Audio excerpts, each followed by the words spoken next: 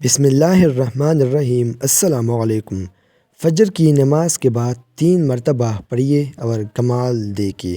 نبی اکرم صلی اللہ علیہ وآلہ وسلم نے ارشاد فرمایا، جب فجر کی نماز پڑھا کرو تو اپنی دنیا کے لیے 3 مرتبہ یہ پڑھا لیا کرو۔ مطلب فجر کی نماز کے بعد 3 مرتبہ یہ دعا ضرور پڑھ لیا کریں۔ وہ دعا اس طرح ہے: سبحان اللہ العظیم وبحمدہ ولا حول ولا قوۃ الا باللہ۔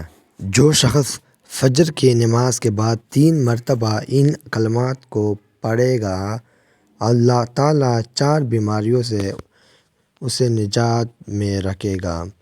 نمبر 1، پاگل پن۔ نمبر 2، کوڑکے کی بیماری سے۔ نمبر 3، اندھا پان کی بیماری سے۔